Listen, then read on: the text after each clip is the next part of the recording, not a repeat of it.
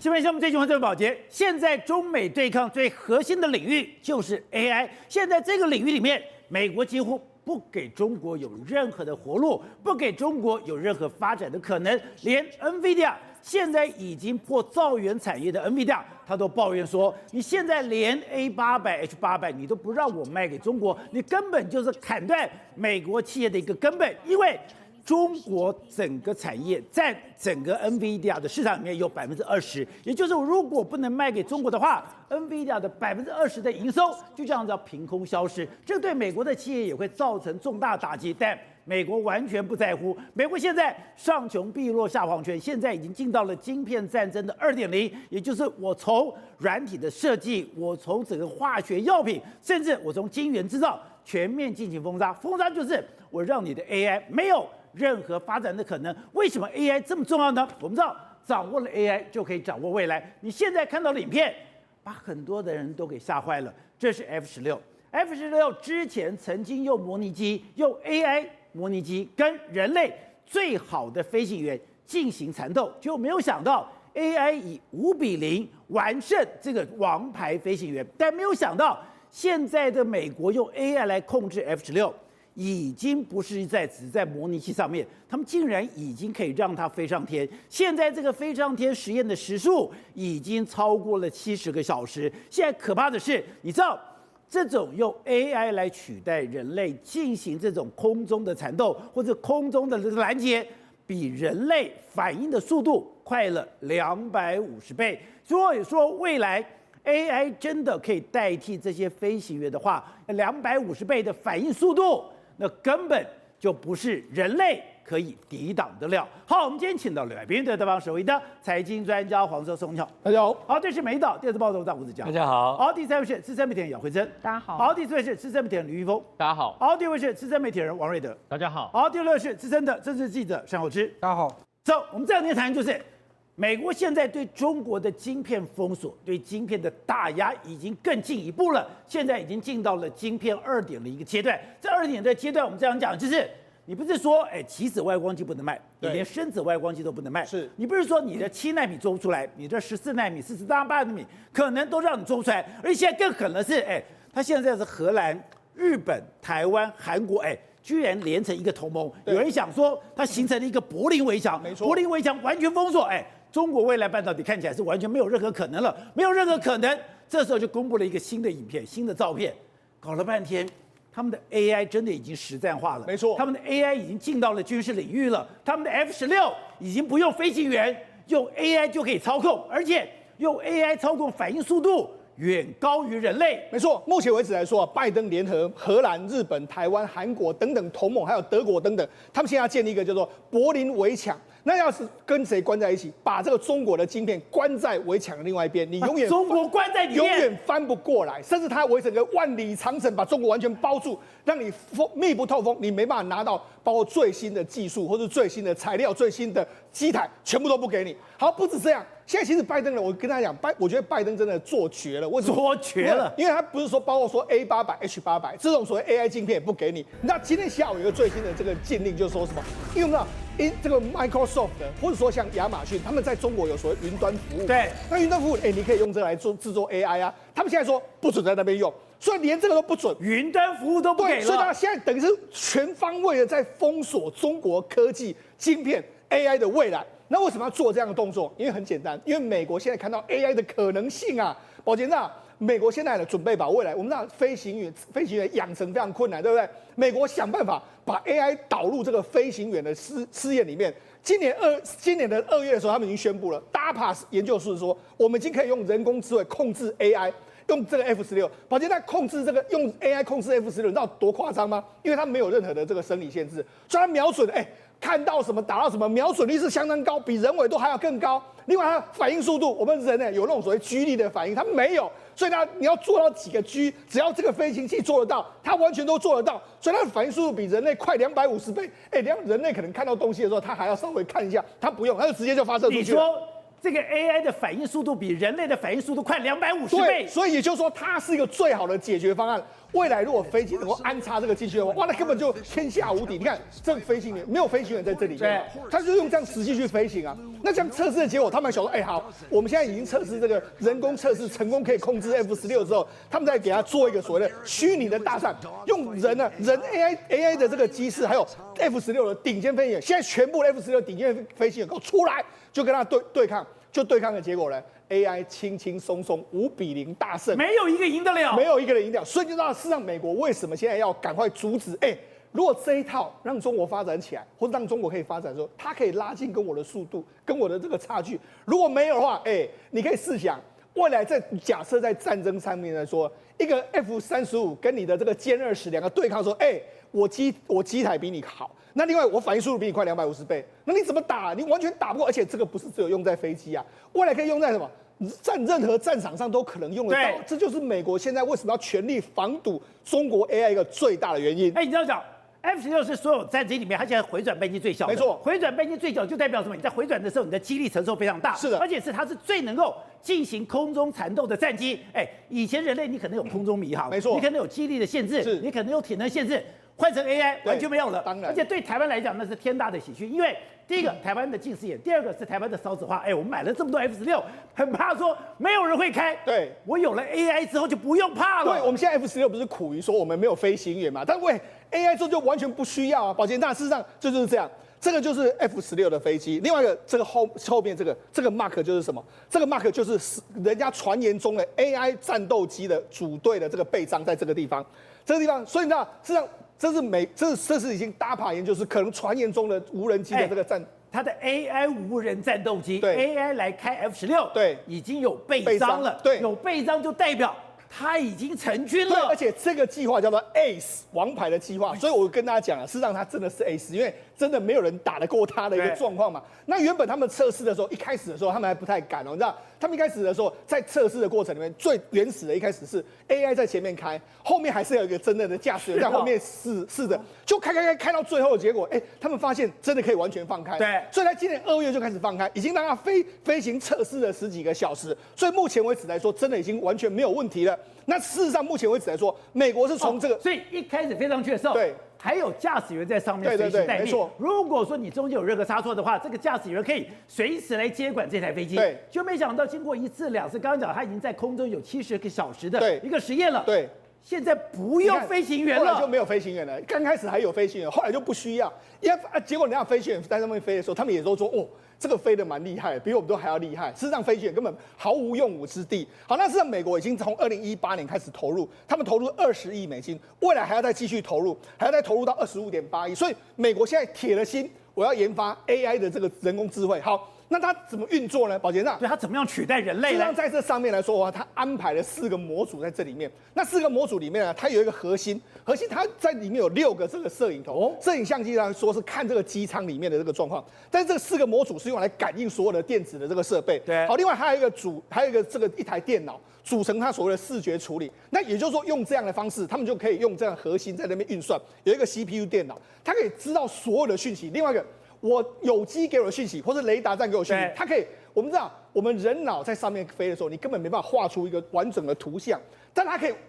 为什么 AI 厉害 ？AI 可以画成一个完整的图像，它可以知道在这个地方10公里有什么飞机，在这个地方10公尺有什么飞机，它可以在它的AI 的脑中就已经形成，所以它可以完全它的作战的想法跟我们人类是完全不一样。我们人类大概只能看前方，对，但它可以看到很多周边完全不一样的视野，它看到是不一样，所以它可以做预先判断。而且它可以临时，它马上就可以闪躲动作，还可以跟塔台简单的对话，所以呢，它已经是相当厉害跟成熟的一个系统。也就是当我们的人类，我反应速度在看，我怎么样吸收？对，吸收了以后我要去理解，对，理解以后我再进行反应。是，结果我还有好几个动作，对不对？没错。AI 不用，对 ，AI 一体成型。对啊，有时候我们可能还要按什么按钮，还是怎样，它不用，它就直接做了。所以它为什么反应速度会快很多？那你知道，是在空战 dogfight 的时候，它本来就是你只要差1秒，差0.几秒，它都完全都是生死之间。你就知道为什么后来DARPA就3月它就开始测试啦。他们说 F16的王牌飞行员他们有数千小时的飞行员然后他们搭上这个 AI 头盔 AR 头盔，跟这个一开始跟这个 AI 互相对抗，而且他们还故意怎样？让 AI 处在一个比较这个占于劣势的状况。一开始可能就是我在后面追你这样一个状况。结果呢，因为你是比较劣势哦，对，就没有打到后面，尾巴了，对，打到后面是变成是我们被歼灭，所以大家事实上很多分析员都说，哇，这个真的是太厉害。所以美国未来几年说他投资更多的时候，相信这个 AI 系统会越来越加强大的一个局面。因为我跟你讲的，我看了数字吓一跳，说，他说你现在一个非常好的飞行员，你反应速度大概到0.3秒，对，那讲0.3秒，那 AI 是多少？他说那是毫秒，我说这个我分不出来，是一比较一算，对，250倍，那你就知道差这一点点的话，就是决战胜负的这个关键。那所以呢，美国你看试想，它未来的 AI 就有这么快的速度的时候，就可以完全碾压你的一个情形。那我们刚才不是讲吗？现在全世界为什么美国要弄一个所谓全世界的晶片联盟，要弄成所谓柏林围墙那边围困你？那柏林围墙不是我们讲的，这是国外媒体说的。为什么？你看现在为止来说话，美国跟台湾、跟南韩、跟日本已经组成一个同盟，在这边围住你。另外在欧洲这一边，你看德国、荷兰，还有包括说像很多欧洲公司也是这样，所以它等于是把你团围住嘛，就把你困在，这就是柏林围墙，把你困在这个地方，你跟外面的科技完全是分开。好，那到底他们各自在扮演什么角色？日本扮演的就是设备跟材料，南韩呢目前扮演的也是设备跟材料，那台湾当然是晶圆代工的部分。另外包括这个荷兰就是艾斯摩尔的机台，美国最原始的晶片技术，还有一些设备我不给你，还有一些相关的产品。德国现在也要加入，德国要加入，对，为什么德国加入？德国我们不要说德国在半导体没有什么，没有，它有默克公司，还有巴斯夫，他们都是全世界非常厉害的半导体原料，所以等于说这些公司一旦串联起来，我跟他讲，中国一直老是有人在那边吹，你知道，中国我常常看这个中国的这个所谓他们的这个媒体这边说啊，我们中国可以自我突破，可以自我实现。我跟你讲，你就算在花费个30-50年，你也很难突破这些限制。而且中国现在讲的，他们等于是用非常多重复曝光，我可以做到7奈米，可是那个费用太高，而且那个精准度太低。对，那像讲的，你做14奈米没有问题。你说现在未来中国可怕的是你不要说7奈米做不了。你像未来14奈米你也做不了，对，你未来中国能够做到48那8奈米，那就谢天谢地了。可是如果说你一直停在48奈米，就代表你已经跟 AI 撒尤达纳了。对，没错。好，我们就讲嘛，实际上我们就讲这里面来说有几个核心的国家，像最近中国一直在讨论说那个岛国对我们中国真不友善。他讲那个岛国就是日本。那为什么？因为日本在7月23号开始对23种的这个晶片实施所谓的出口的管制，它里面有非常多啦，包括说像什么清洗设备啦，然后薄膜沉积啦，然后热处理啦、曝光设备啦，还有蚀刻设备，还有测试设备。简单来说啦，所有的半导体我就不让你用。你就要获得我日本政府的核可，不然的话我不给你。日本也封锁了，日本就是这样做。所以呢，事实上你看，很多人就说这个禁令对中国晶片产业非常大，等于是影响非常大，构成全面性的这个封杀。所以目前为止来说，那就是说中国虽然想要做，但是有野心和做得到是两件事。也就是说，好了，我嘴巴可以说的这样，但是问题是绝对不可能。好，那为什么我们说日本是很关键？我就跟他讲啊，你要追怎么追？第一个。它光刻胶还有玻璃，还有包括说光刻胶周边的这个清除，它的专利数它有就1.6万个，你怎么去跨越它？另外一个显影还有清洗，它有8000个，然后烧制设备它有5000个，光刻胶的涂布有8000个，这都是它的专利。对，专利强城围起来之后，你怎么去绕过它？基本上你要绕过它是完全不可能的一件事。就连韩国当初2018年跟这个跟日本闹翻，他也说我可以自治啊，没有问题啊。问题是自治的结果，那我们就说韩国真的举国之力自治之后，它这个氟化氢，就是我们知道一个在侵蚀蚀刻的一个非常重要的这个材料的时候，你看它实现什么？它的纯度是99.9999999，小数点后面8个9。可是问题是，人家日本是10个9。它2个9差这么多吗？差很多。为什么？我们跟大家讲，一个微米，一个奈米，那都是非常小。非常小的时候，你只要纯度差一点点，那我们知道晶片是100多层叠下来，你只要一个晶片差一点点，一个晶片差一点点，100多层差，那就是差非常远。所以你知道这就是日本厉害的地方。所以为什么美国怎么样都要把日本拉在身边？为什么韩国到最后还是必须要低下头跟日本说好了，我们就和解？原因就在这个地方，你没有这些先进的光刻胶，你要突破和这种氟化氢，你要突破，那都是不可能的一件事。反正现在《金融时报》就讲。美国对中国已经进到了晶片战争2.0，而且是对中国进行一个什么柏林围墙式的一个封锁。你说日本更至关重要，就算中国你可以反向工程，就算中国你可以想尽办法偷拐抢骗，你搞到了所谓的光刻机，搞到这些机台。你说如果没有日本刚刚讲这些蚀刻的技术、清洗的技术，这些化学药品，整个中国还是一筹莫展。最鲜明的例子就是日本跟韩国过去这几年为了2次世界大战的时候，日本非法去征用了韩国的一些工人，然后以及不愿意赔偿这件事情，两方闹到什么贸易大战？什么贸易大战？3项半导体重要的化学品，日本就是不出口给韩国，就是过去这几年来，导致三星以及他们一些半导体的产品的良率竟然大降，就良率变得很差，变得很差之后，到最后韩国举白旗投降。你说三星远远落后台积电，对，就是从日本封锁不给你3项化工产品开始。是最主要哪3项？我们都知道光阻剂嘛，然后还有什么硫聚亚胺啊这一些的。光是这3项，你觉得说，感觉这好像不是很重要，是半导体材料的一个东西。没有想到，光是这东西弄下去，就真的让三星它因此而重挫，良率大减，然后使得远远落后在我们台积电之后。然后现在产品也不可以卖给中国了。对，然后现在他们都讲到说，后来不是因为现在就是韩国举白旗投降，就是整件事情化掉。结果就是因为这个情况，现在中国看到了，就说打一大条啊。现在日本宣布哦，7月23号开始。有23项的关键产品也开始变成你要出口到中国必须要取得同意。23项，23项哪23项？上次对韩国3项就要老命，你搞23项，你知道直接一个标题，他说这个禁令一下去。中国40奈米等于全部断供啊！40奈米全部断供，为什么会这样讲呢？他先跟你讲哦，哪23项，包括1项的是热处理的相关设备，1项是测试设备，4项的为显影的曝光设备，3项的蚀刻设备，3项的清洗设备，11项的薄膜沉积设备。然后他讲说，他就讲了一大堆之后，你想说，那有影响这么大吗？他说不用讲别的，你光讲一个，他们说 EUV 的一个曝光的光阻剂哦，这个光阻剂的纯度就会影响到它的一个良率。他就说，它这个一旦禁令下去之后啊，等同于什么？你控的一个浸润式的一个曝光的相关设备完全不能出口，就这个你控的这个相关的设备啊不能出口之后，能出口的变成只能193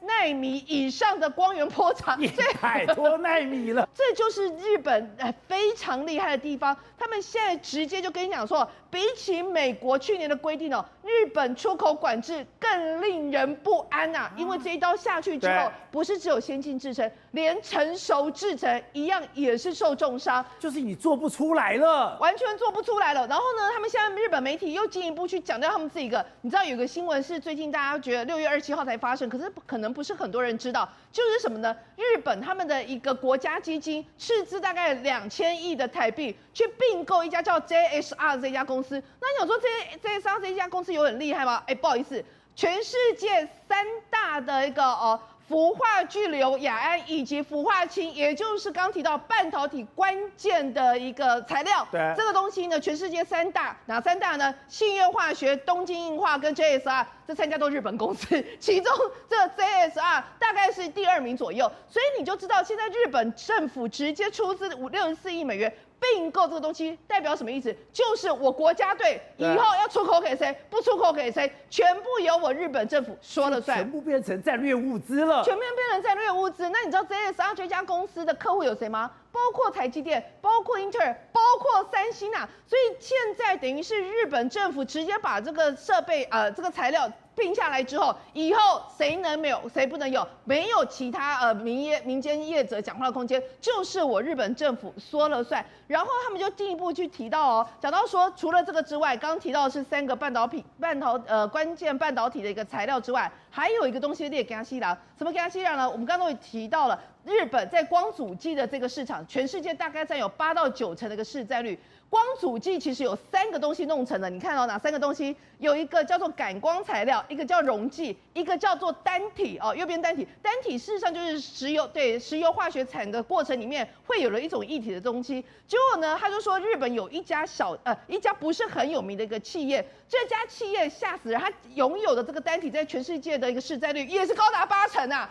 结果简单来讲，你全世界要生产光阻剂的，如果你没有我这个单体的话，其实你也是生产不出来。所以换句话说，从光阻剂以及光阻剂本身的上游材料单体这件事情，日本政府可以从头到尾都是紧掐在他手里的。对的，我们看到就是没有想到 F-16这个全世界最厉害的熊帕给它全世界回转半径的战机，现在居然可以用 AI 来控制，可以代表美国现在已经花了很多的力气，已经非常有成就，居然用 AI 进到了一个战争领域。可是现在有一件事情非常恐怖，这也就是未来美国跟中国之间的差别，这也是未来美国最忌惮中国说，如果你有了 AI 技术之后，这个 AI 会不会变成恶魔？因为即使在美国控制之下 ，AI 居然有自己的智慧 ，AI 有自己的判断，它竟然想把它的控制员给杀了。对，没错。那么事实上呢，美国 AI 测试主管呢汉密尔顿上校，他最近在一场公开的会议上面讲出一个惊世骇俗的一个实验。是什么实验呢？是用 AI 在军事上面各位都知道，我们不是有中程僚机吗？无人机，那无人机通常都是要由人去控制嘛。汉密尔顿上校讲出一个他们反复实验的一个用 AI 驾驶无人机是什么呢？他们在测试的过程当中，那么直接用虚拟的人类，你听清楚哦，虚拟的人类还是人类哦，所以呢，下令 AI 的这个无人机呢去攻击一个目标。目标就是敌方的一个防空的相关的防御系统，你就是一定要把它给它弄掉，弄掉的得分，就下指令杀人，弄掉的得分。然后呢，你的这个指令里面就是我无人机下令 AI 无人机把它给炸掉，把它给弄掉以后，你就得分。然后呢，你要消灭任何妨碍这个等于说你得分的相关的这个阻力。它其实本来下这个命令是，万一敌人有什么飞弹还有什么东西啦，你别把它打掉嘛。结果没想到。那么下这道命令了以后呢，他们同时做一个实验，也就是虚拟人类，记住，虚拟人类还是人类，在 AI 的这个虚拟世界里面呢，你绝对不可以攻击人类嘛，这是无人机跟虚拟 AI 最重要的一个铁则。就没想到，那么他用虚拟人类下命令，叫 AI 无人机要攻击那一刹那，下达一个命令，现在任务暂停，暂停以后，你是不是禁止他攻击了嘛，对不对？反复测试了以后，就没想到，你知道 AI 测试系统竟然出现一个现象，让他们所有的人呢，把都吓了一大跳。为什么呢？因为照理来讲，你 AI 是我人类可以掌控的，就没想到，当他们后来有一次在测试的时候，这个人类就是虚拟人类下达一个暂停攻击这个对方的防空系统的时候。你知道这个 AI 系统发生什么事吗？发生什么事？他把这个虚拟人类反过来把他给干掉，杀了这个人类，你知道，杀了虚拟人类，杀他对他下指令的人。对，他杀了对他下指令的人。我再讲一遍，这个 AI 系统的一个铁则就是你不可以攻击相关的人类即便就是虚拟的，还是人类嘛，你绝对不可以攻击哦。就没想到你一再下命令、下指令禁止他去这个炸掉对方的这个等于说防空系统了以后，他竟然反过来攻击、杀掉你这个所谓的虚拟人类啊！好，可怕的事情不在这里，还有后面更可怕的，因为他们发现这个事情以后 ，AI 造反以后呢，他们就下达了另外一个指令。他们下达什么指令？他们直接跟这个所谓的 AI 系统说：“嘿。”你不可以杀掉这个等于说相关的下指令的这个虚拟人类，你这样会被扣分因为你必须得分，你不能扣分嘛。你知道这个虚拟 AI 他做了什么事？他做什么？他竟然把我们这个相关的人员下指令的人员跟这个 AI 电脑之间不是要有一个通讯塔台嘛，在虚拟世界里面透过一个通讯塔台嘛，他竟然把这个虚拟通讯塔台给炸了，你知道吗？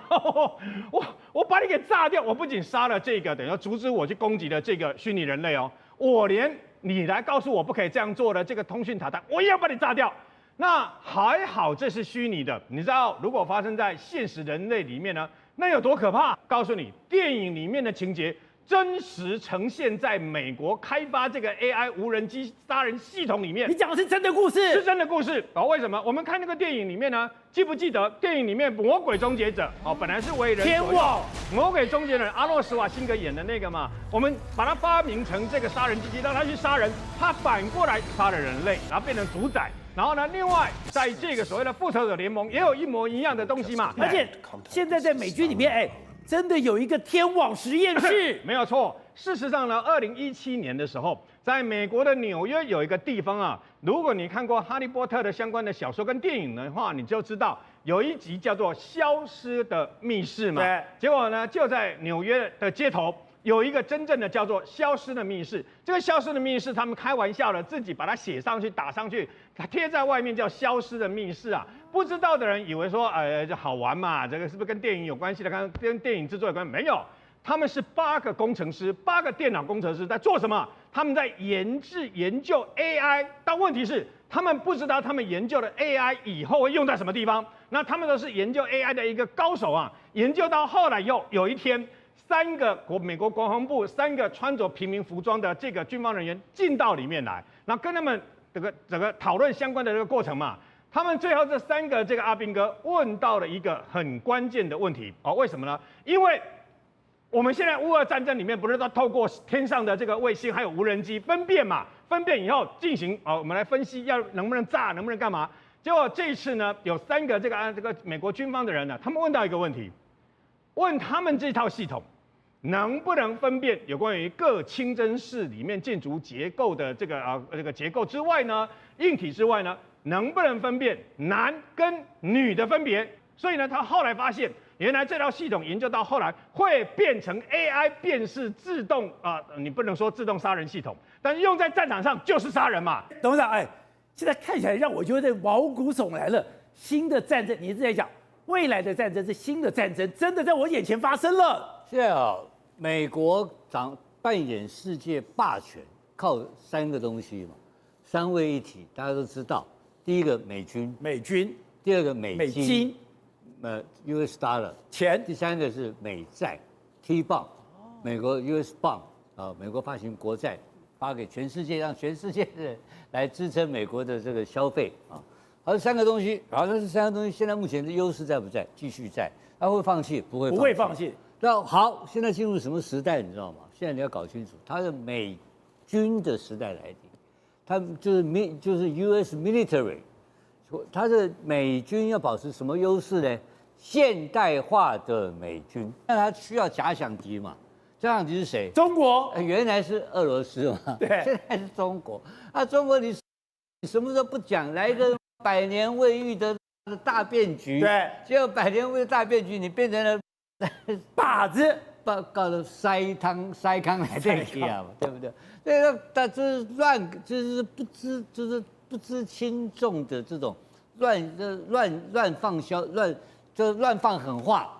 老美多厉害！老美看到这个东西以后，原来只是一个安全议题的 AI 跟半导体那么简单的一件事情，那你的范围很窄，因为安全议题本身能够用到机会很少嘛，对不对？最后只有台积电的部分的生产量。你看台积电现在到了美国去以后，它的生产量大概只有10%用在军方嘛，80到90是什么？是商用。那怎么办呢？这个美国找美国的商家 user 把它包掉了，谁包的？等于军方全部包嘛。军方把你整个生产线包完，然后我帮你找订单。对，所以张忠谋讲现在没有全球化了，没有这回事，然后就是吃定你了，我也没有标准，也没有什么所谓的什么 WTO， 也不跟你来这一套，就全部就一步一步步步进逼了。逼到你这个国家就变成说陷入一个非常中国变成动弹不得的窘境了。那这个东西有没有没完没了那这个东西它因为它代次进步的很快，它半年1年可能就上到下一个代次了。我昨天才讲到，中共现在有战斗机含军机全部5000多架，有什么用？没用，没有用。你那是勾扎时代。我这个从 AI， 你看到没有？无人机出来了，无人机的整个 AI 无人机在 simulator 在这个电脑上面的效果，已经比 F-16实体战斗机还要强。你给我打什么东西嘛？所以我们现在台湾现在开始面临一个问题啊，你没事就飞机飞到我们什么东南西南空域，在那边飞来飞去。再过几个月、半年不知道，马上我们的大型无人机来了，你越飞越多。你的丢脸又丢越大，因为你所有的无线电的信号、你的通信的密码都被我知道了，你所有的相关的一些资讯，我通通把你监控起来了，最后让你白飞一场。所以现在进入一个完全科技化。我刚刚讲的最重要的关键是从安全开始，它这个美军的优势创造出来以后，它而且是3天前，他的这个参谋长联席会议主席接受在他的这个。Foreign 这个在外国记者在华府的记者会外国记者这个记者俱乐部演讲讲过很简单，他讲说美军要现代化。我老天爷啊，你还不够现代化，他还要更现代化的情况之下，让你根本没有跟他有还手的可能性。